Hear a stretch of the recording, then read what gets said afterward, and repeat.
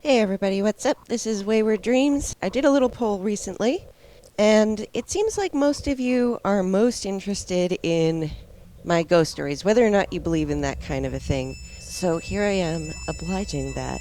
The first thing I'm going to say about that is I suppose it's one of those things that's easy not to believe if you've never ever had any sort of an experience like it, but I'm going to say right now that my entire family has had multiple experiences with this sort of a thing, and usually if we're in the same place our stories more or less match each other, so I encourage you to keep an open mind on this sort of a thing, and if you're not so open-minded, that's okay. Hopefully it'll still be entertaining. Where do we start? I guess the very, very beginning, which would be when I was a baby. So my mom can kind of verify just how much of a pain in the ass I was, in that I used to see all sorts of things, and this doesn't preclude her own things. Like, I think if her kids didn't see the same stuff in our house, I think that she would have been a little less insane feeling, but no, her kids and her dog totally just backed her up on that one. Let's start before me, actually. Let's go a little bit further back. My family used to live in beautiful, sleepy little Southborough, Massachusetts. And if you've never been there, it's freaking Pleasantville. It's beautiful, and it looks like the most perfect little small town. It also looks like, something that would likely have something to do with Amityville Horror, because it's more or less the same setting. So right around the northeast, old property, old houses, and otherwise pretty little town. There were two of us already born. I think my youngest brother, he was not yet born when we moved into this place. My mother told my dad when she went in there, and she had called him, actually freaking out because she's heard these sounds in the attic, and they sounded to her like somebody walking around in boots. My dad said, they're probably just squirrels, and my mom was like, squirrels with boots on? She tells this all the time. She immediately wanted to leave. She was like, oh my god, something in here really doesn't want us to be here. And she was completely freaked out. Long story short, Mom lost this argument. We moved in anyway. So time goes by, and at first things sort of just stayed in the attic as far as noises went. Then slowly stuff started to happen down the stairs. My mom would see things get thrown around like a broom, or like the radio would get turned on in the middle of the night, or all of the windows would just fly open. These are, mind you, heavy wood pane windows. Like, this is not something that just flies open with a breeze or anything like that, or even a hard wind. There's just no way. They'd hear glugging of water upstairs, all sorts of crazy stuff. Like, it was freaking bizarre. Me and my brother Max, it seems to be that whenever we're together, just like my mother and her brother, things start happening more. Like, we're little lightning rods together. And we used to see something out the window, and we used to scream and call it aliens. My mom would probably not have freaked out, except for that the dog was backing up into a corner and baring his teeth and growling, and all of his hair was standing up and looking in the same direction that we said that there were aliens. This is kind of just one of those things where you realize that a toddler that doesn't really quite have words to lie about things. See, we didn't talk about ghosts. We didn't have this discussion. The closest thing we could think, and probably because of Unsolved Mysteries or something, the closest thing that we could think of was that they were aliens. And we were obviously very freaked out every time we saw these aliens. Perhaps even more curious is that my toddler brain sort of knew the difference between a good thing and a not a good thing. Because I would also be caught laying in bed in the middle of the night, staring at a certain corner in my room. And I'd just be talking and laughing and having a blast, and my mom would come in and see me talking to dead air, like nothing. And she'd ask me who I was talking to, and I was like, I'm talking to the angels, Mommy.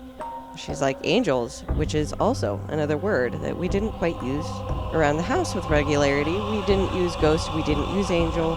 This is where I find that there's a funny sort of a faith thing going on with me, is that I never doubted that those were angels. I had a word for it. That's what they were. There were two of them. They were boy angels. I loved them, and they talked to me at night.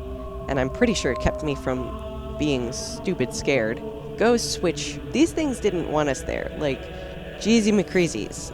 The amount of times that they went through and tried to scare the shit out of us. It wasn't just like, oh, I was passing through your living room today. No, it was, I'm going to throw some shit in your living room and hope to God that you notice me, and I'm going to throw things around and open shit and scare you in the middle of the night when a radio shouldn't be on. So anyway, but my brain knew the difference between an angel and a whatever the hell that was. So that has really kind of carried my faith through for most of my years, is that I did actually see those things. I do remember them. I always remembered that my first one was named Gabriel. You can laugh at me or not. And the other name I completely forgot until I was pregnant with my son. And I'll talk more about my angels later. Fast forward a little while. My mom had already saged the house and called over a priest to bless the house. And the incidents pretty well calmed down from there, which I'm sure she's grateful for, because she got left in that house alone with us kids several times. My dad was usually on business. My grandma, her mother-in-law, would come over for a little while, and the minute that things started acting up, she'd leave. Basically, it was mom and whatever this force was. You know, I was talking to my husband about that, about the time that we saw Insidious, and he was like, why is it always this situation? I like, maybe because that's the situation it usually is. A woman who's become a mother, our senses are really heightened, and because we're trained to detect danger for our children, this is what we're supposed to do. This is why we're hypersensitive. This is why we're freaking crazy. This is why we look crazy in every single paranormal movie ever. And that's often, I think, why you'll find that particular stereotype happening quite a lot, is that you'll find a woman with children that the father is gone a lot. It tends to like to bother women like that are hypersensitive.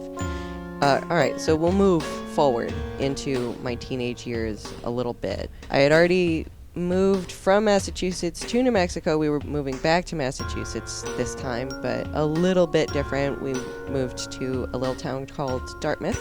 Out there was a place that we lived that I had some sort of an entity that loved to mess with my radio. And by then, I was kind of basically used to this sort of a thing happening to and around me. And I used to just yell at it. At first, I was kind of scared of it, but once I realized that basically all it did was tell me it fucking didn't like what music I was listening to, all I did was say, what do you want to listen to then? And it would change the station. And I'm like, all right, just leave it there. That's fine. That's fine. You just do you, my friend. And that was pretty much that. That was Radio Ghost time. Radio Ghost liked to do what Radio Ghost liked to do. And it was about, I'm going to say it was a couple years after that period of my life that I had decided to try and shut down my empath self. And it wasn't really from the ghosts, it was just kind of like a secondary thing that happened along with it. I shut it down because I was an utter empath and I was sick and tired of walking around places and being able to feel people so vividly. It's okay when you're trying to be like a really good person and listen to people and try and help them. It's not okay when you're just getting bombarded all the time and you feel sick and you feel tired and nothing, like you can't tell your emotions apart from other people's. It's hard to walk around like that all the time. Not because I didn't want to feel for other people, but because I didn't want to feel everything. Because it sucks. So things largely, at that point, from that point forward, had left me alone until there was a spring and summer that we ended up building out a nightclub. My husband and I and some other people, we were there quite a lot. This area I like to split into two sections. There's the section of Kitchen Ghost, and then there was front area ghosts, or door ghosts, as you'll figure out soon.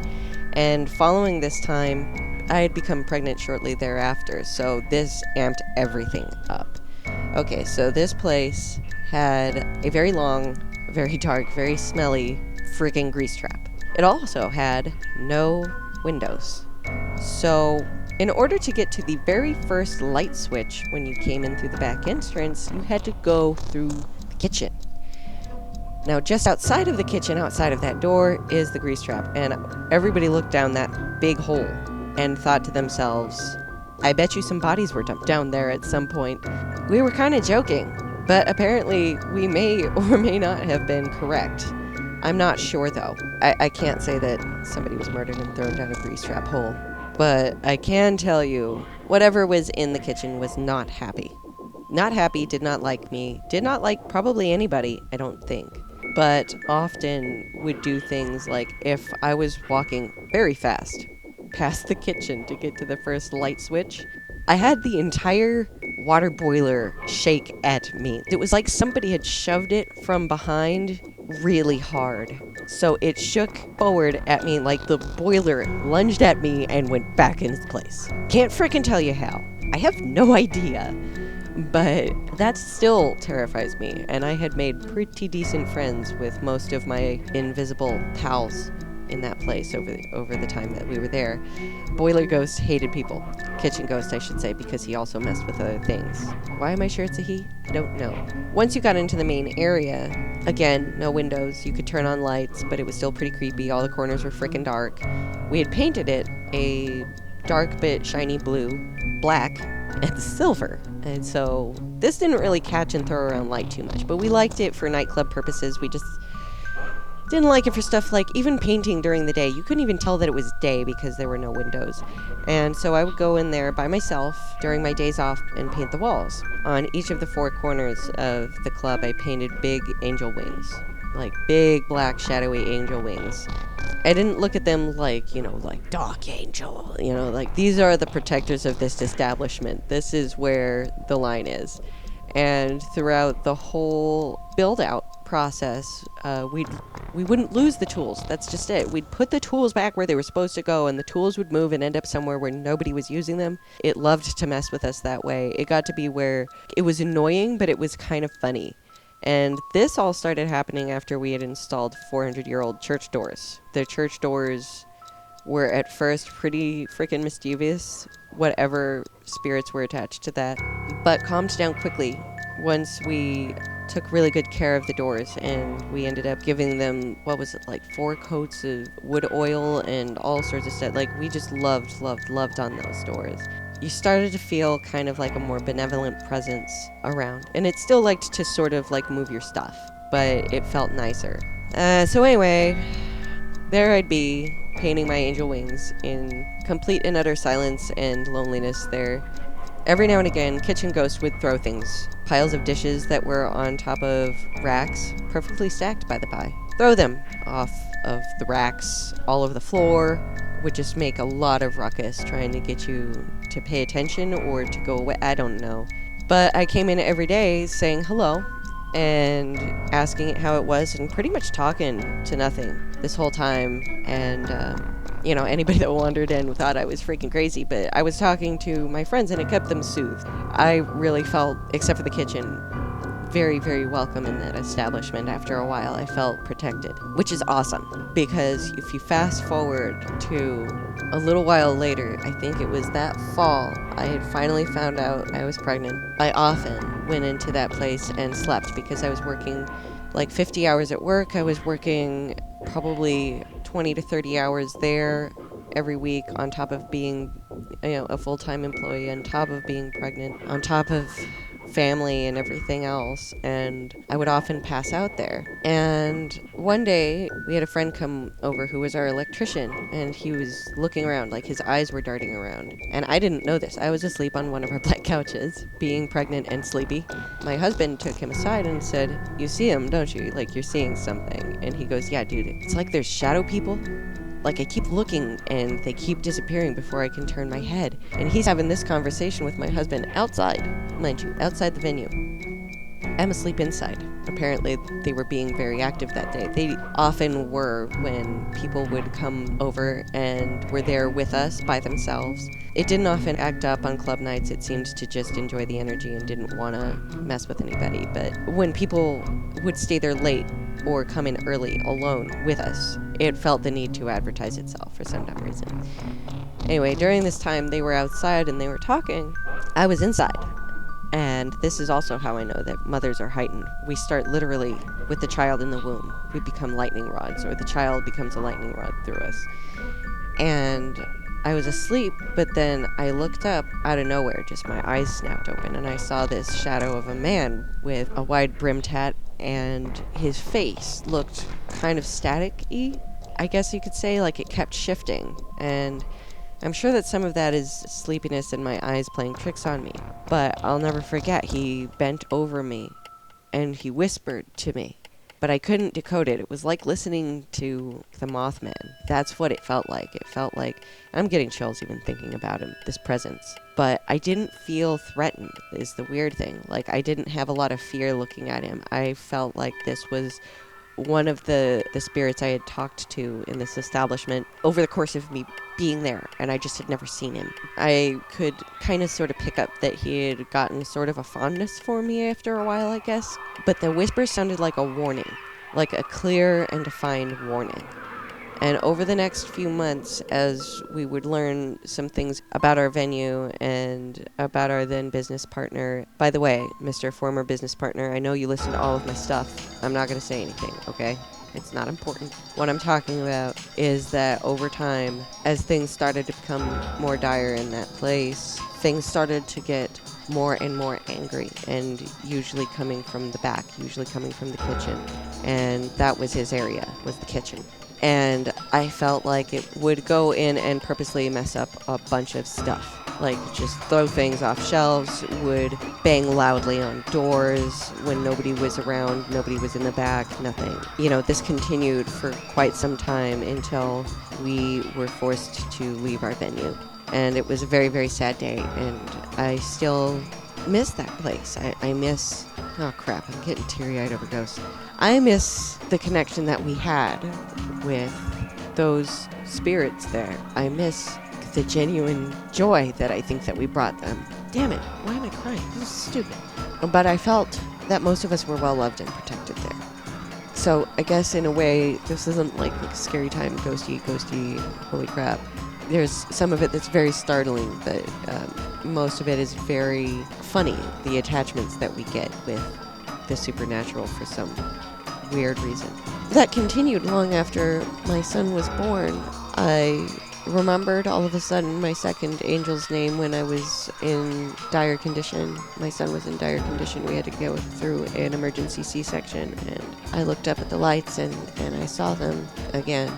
And I knew that my son's middle name had to be Zachariah, because that was the name of my second angel that I didn't remember until that moment. If you fast forward even some more, my son got several visitations from people that could be distinctly described as former family members who have, as he said, when he was, he was 3? Scared the bejesus out of me, man. Said he was in the backyard, and there was something dark in the bushes growling at him, and he, in his words, sounded like an alligator and had red eyes. And he was terrified of it. Then all of a sudden, out of nowhere, this woman shows up, and he keeps like tugging at his hair. He has blonde hair like mine, and he's like, she had hair like this, but long. And I'm like, she had blonde hair? He goes, yes. And she looked like a ballerina, he said. You guys, like, I almost jumped out of my frickin' skin listening to this child say what he said next, because verbatim what he said was that she put her hands out in between the growling thing and him, like she was standing like none shall pass, you know, and she looked at the black thing and said, you can't have this one, he's family. If I really talked more about my experiences with Jackson and my experiences as a mom and him carrying on this burden that our family tends to pass along, it would be a whole nother hour, because this kid saw things like nonstop. It used to be my joke that he liked dead people more than me because he would smile and laugh and talk to things that weren't there far more than with me because he was super colicky. But talking to what I assume are past family members or just benevolent things that took an interest in him, it soothed him in a weird sort of a way. Like, I even got a visit from a family member that I fell asleep with him in my arms, and she had white hair and it spilled over her face, and for a second I was confused. I thought I was seeing a woman with a beard, but it just turned out that her hair was spilling in front of her face. And she was pretty old, but she looked at me and she said, "It's been a long time, honey." And I was like, "Yeah, you too." And I couldn't remember who this person was. And I'm like, "It's been a long time." And she goes, "You have just the most beautiful baby." And she just starts talking to Jackson, and then all of a sudden it was like that Twilight moment was gone. Goodbye. I picked up Jackson and I walked down the stairs, and I walked up to my husband, and apparently I was white as hell because he goes, "You look like you saw a ghost." And I was like, "I think I did. I'm pretty sure I did, actually."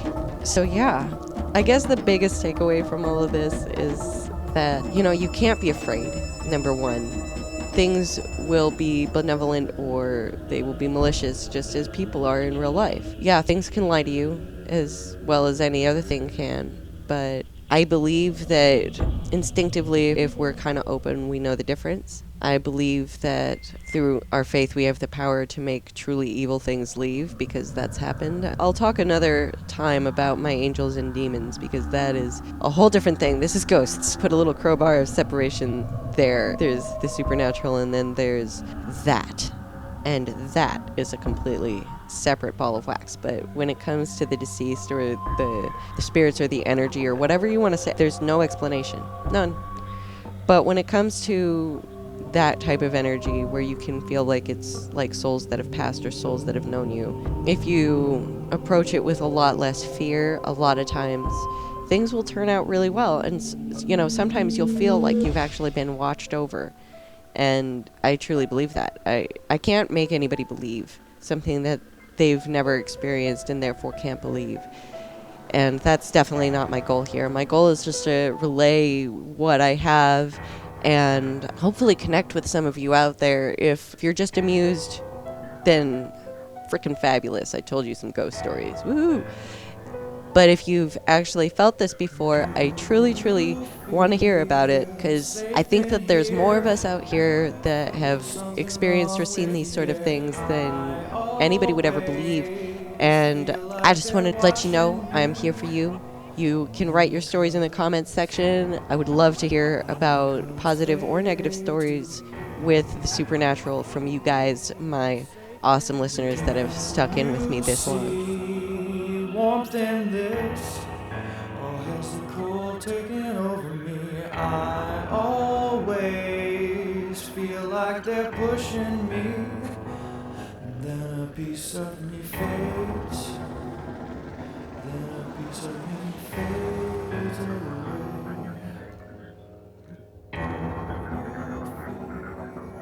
Safe in here, safe in here. What can be done now? Where can we go now when they come our way? Safe in here. There's something wrong with you. What can be done now? Where can we go now when they come our way? Safe in here.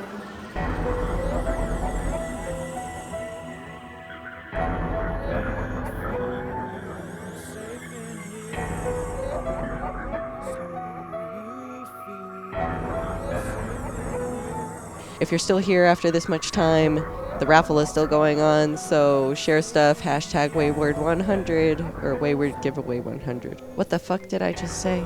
Wayward 100 Giveaway hashtags. Anyway, share stuff with the hashtag I've given you below, And you can get a chance to get a free painting from me once I hit 100 subscribers on YouTube. It's really, really difficult to do, so just help a sister out, you know. Anyway, it's been great talking to you guys, and I will see you later.